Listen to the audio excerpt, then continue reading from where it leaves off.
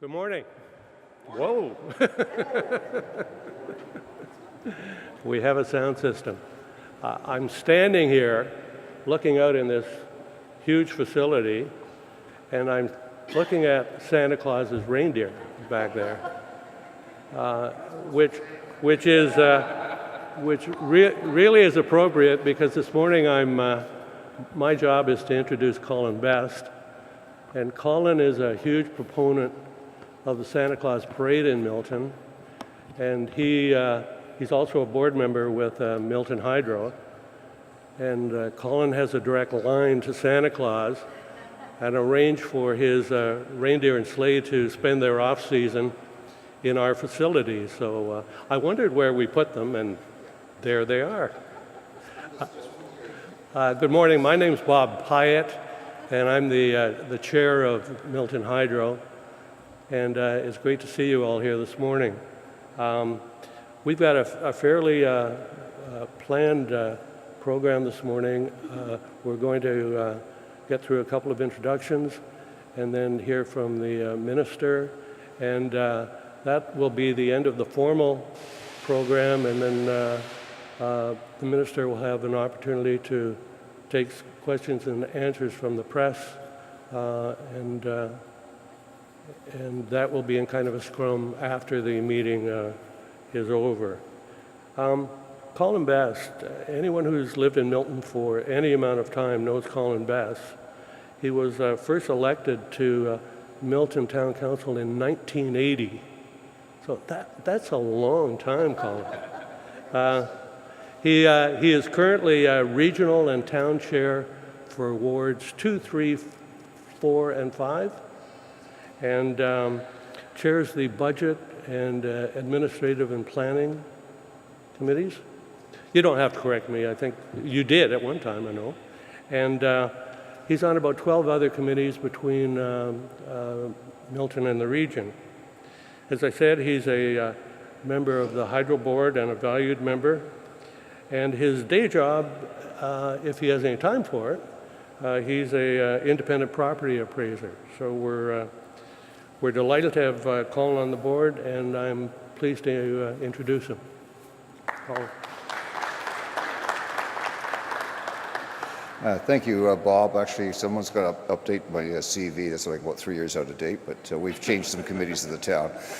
But on behalf of the mayor, who's under the weather, and town council, I'd like to welcome the minister and Indira today. My job is to introduce Indira, who really needs no introduction, since she just lives down the street from the town hall, and it's one of those things that, being not only a member of this area but also a minister is something that Milton is looking forward to, is just being that input in your committees and your work throughout the community. So I'd like to introduce Indira to introduce the minister.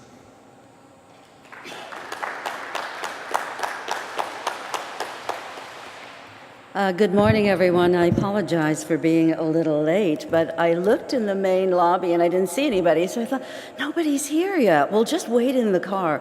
But, little did we know everybody was back here. It was quite a little trip getting back here.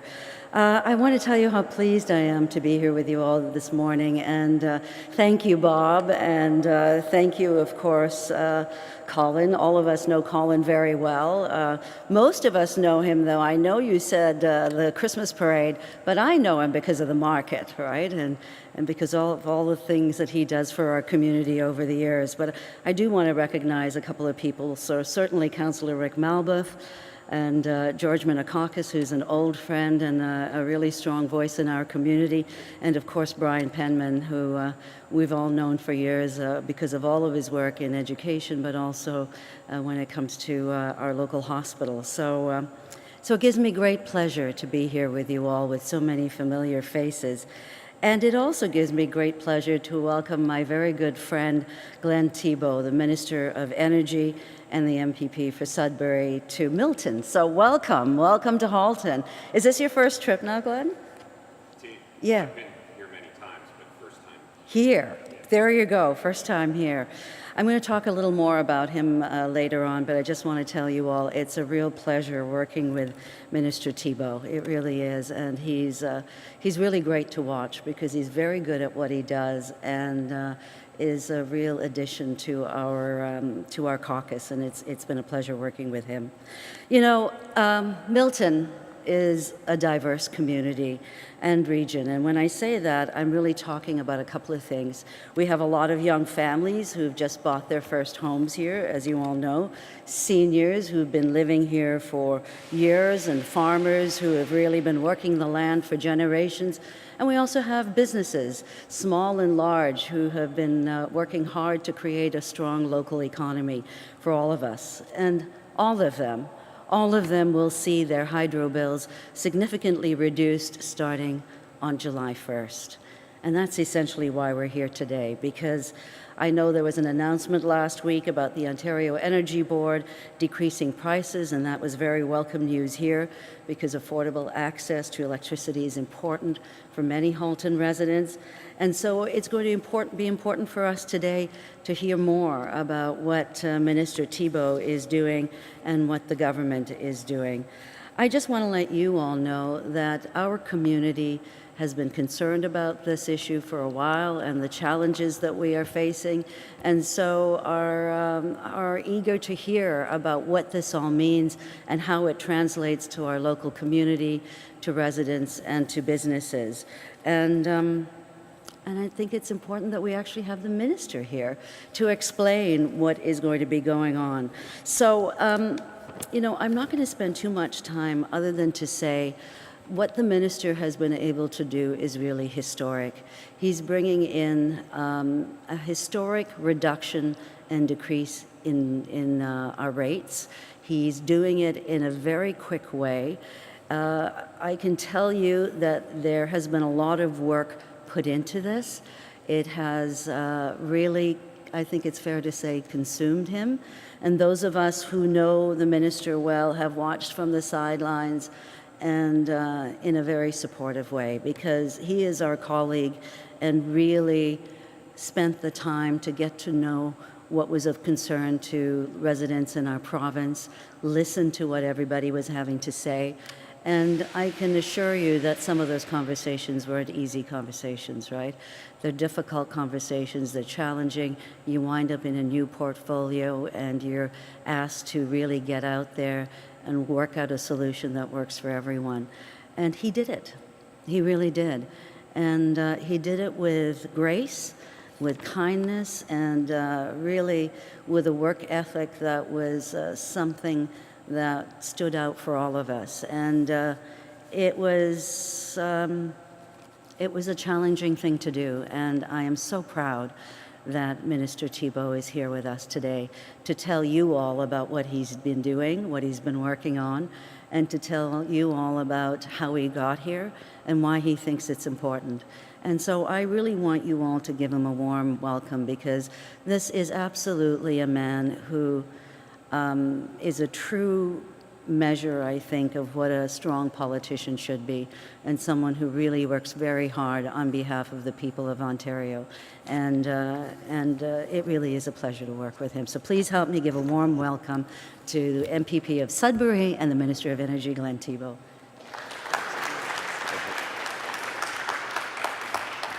Well, thanks, Indira, for that kind introduction. Good morning, everyone. Well, we can try that again. Good morning, everyone. There, much better. Also, I want to acknowledge councillors that are here, and Bob, and everyone that works at Milton Hydro. I've been told it's 40,000 plus customers, so probably a little more than that, a little less. We'll say a little more. I round up on things, right? So. Also, it is my pleasure to be here in Milton, and again to acknowledge Indira and the great work that she's doing as a father of two young daughters. Having someone like Indira working to improve access to affordable and high quality childcare and those type of issues at her family, you're doing great work. So thanks for that. Again, thanks for hosting us here, Bob. It's always great to come to many of the LDCs that I get to talk to on the phone or email every once in a while from my office, and it's great to see what's happening on the ground. And I think when you go back the year that it's just been that Indira and I have been sworn into cabinet, just over a year. For me, it seems a lot longer. Ministry of Energy is quite sometimes the hot potato, and it's quite fun to be able to learn so much about a great portfolio. But we've got great companies like Milton Hydro doing great work in the province of Ontario. But one of the things that I know Indira touched upon was the elephant in the room for me was always rates. Everyone was always concerned about rates and really couldn't understand why the rates in Ontario were where they were at. And we, I think, as a government, didn't do a very good job of explaining. We haven't had a smog day in Southern Ontario in the last year. We eliminated coal. We reinvested in a system, and you would all know that, right, with the work that you do here. But many people didn't understand that, and so we had to find a way to make things more affordable for the people of Ontario. And so this past spring, our government introduced Ontario's Fair Hydro Plan. And that was a response to those families and businesses that Indira and I, and I'm sure many of you, were hearing from that told us that they needed relief on their electricity bills. And so we listened.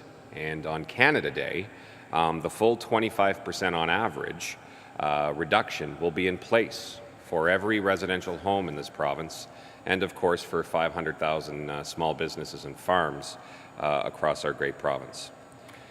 Yeah, that is exciting. But I think, and I touched on it briefly, but before I talk a little bit more about our plan, I think I need to focus a little bit on really helping us to define what the problem was. So prior to 2003, Ontario struggled with an outdated and an unreliable energy system, and I know many of you can remember the blackout of 2003. At the time, I was living in Vancouver, so I was calling home to make sure that everyone was okay, and no one was answering their phones, and I was all anxious just to find out that everyone was outside having barbecues, cooking all the food from their freezers. So folks were making the best of a difficult time. But this happened because of decades of underinvestment in the electricity system by governments of all stripes and all colors.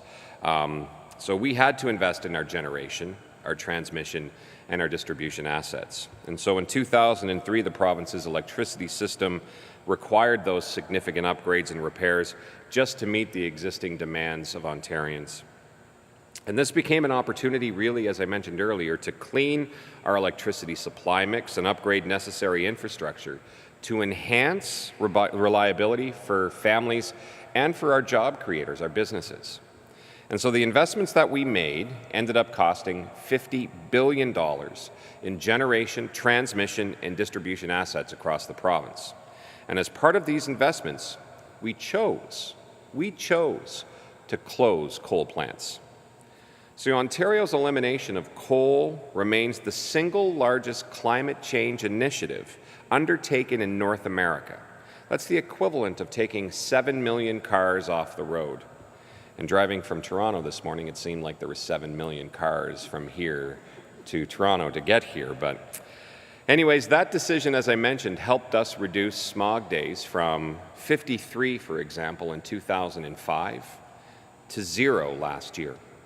And that's improving the health care of all Ontarians, especially children and our elderly who are most impacted by air pollution. It's not easy to imagine the impact of air pollution until you meet those who are affected by it the most. And I had a chance to meet a young man named Matthew, young boy, he was 10. And in politics, government, you always talk about numbers.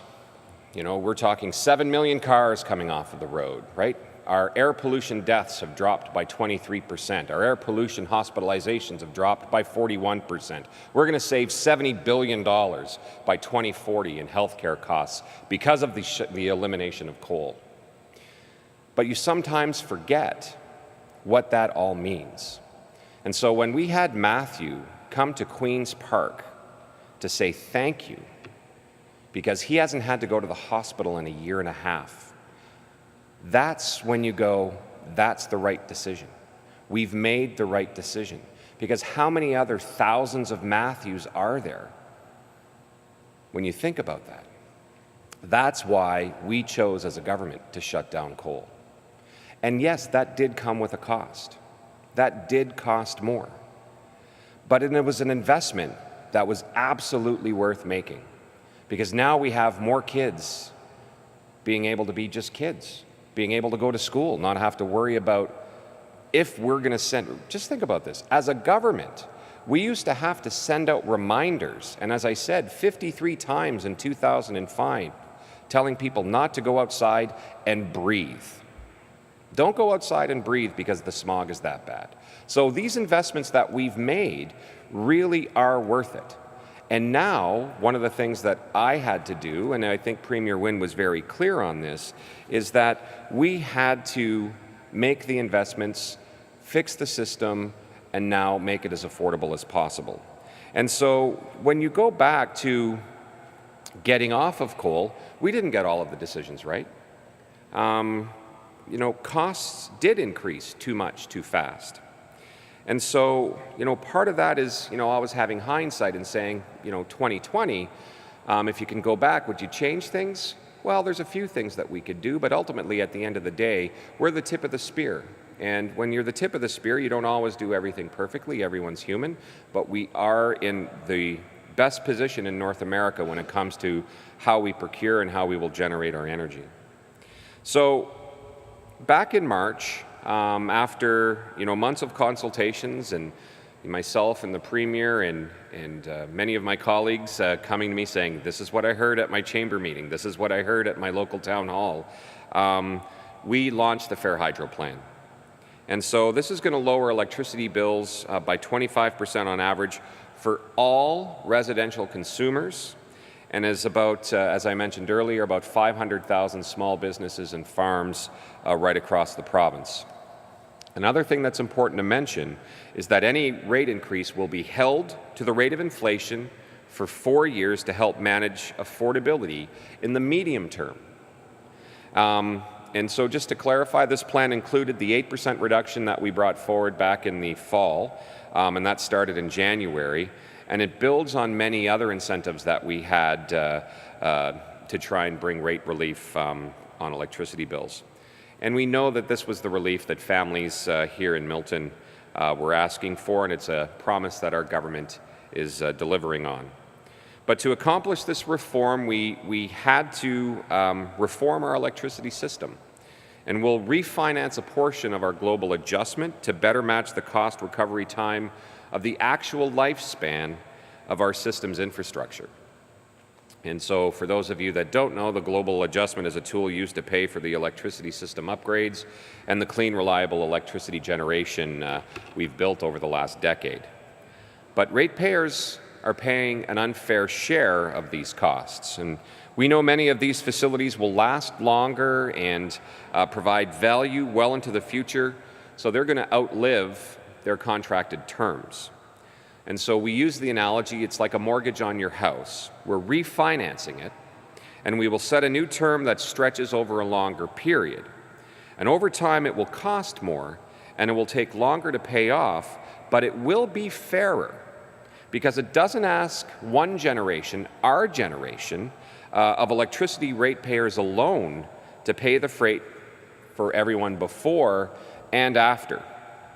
The investments in our electricity infrastructure will be shared more evenly and more appropriately.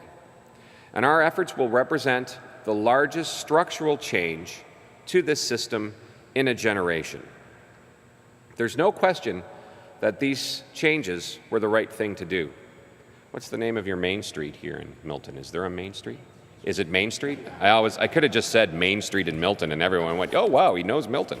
But I know there's not going to be a parade for me or this government down Main Street in Milton because of these changes. But like I said, they are the right things to do.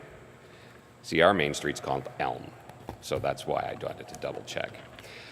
But bringing down rates for families by 25% on average, and as many as a million small farms and businesses is something I know I'm very proud of, because it was a lot of work. I had lots of long hair and no gray in December. But you know, we are taking this approach because it is something that our government believes in.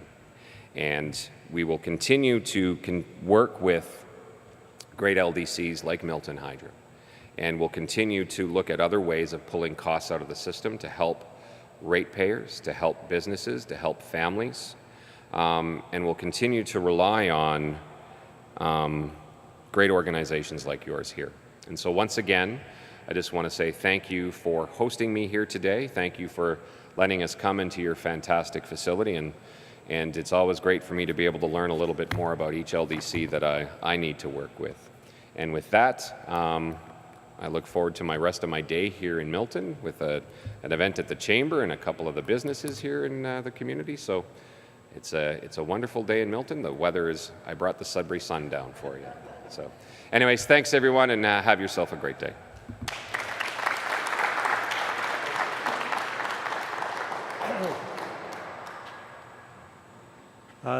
Thank you, Glenn. Just a couple of comments before we wrap up. The sun is shining. For this building, that means we're making electricity on the roof, which is terrific. And over the course of the summer, we will energize roofs on municipal buildings throughout Milton, which will generate in total, when the sun is shining, about 1,500 kilowatts. So that's pretty impressive. But an interesting aside, when the sun's not shining, we don't make power. And right now in Ontario, we will be generating enough solar electricity that we could power the cities of Brampton and Ottawa combined. That's an amazing amount of electricity that we're starting to generate through solar power. In August, there's an eclipse of the sun. And so for a period of hours as the eclipse moves across Ontario, there'll be no generation. The IESO is already working on how we're going to replace that power for the period of time that the eclipse is happening. So it's now when we're totally reliant on solar power, it's going to be an interesting struggle. But right now we've got enough generation capacity to replace it as it happens. So pretty impressive when you think of where we were 10 years ago and where we are today. And that's through the FIT program. Anyway, it's I'm pleased that so many of our staff were here. We're going to break now, and if there is press here, the minister will be available to answer your questions. So thank you all for coming, and happy birthday, Canada. Thank you.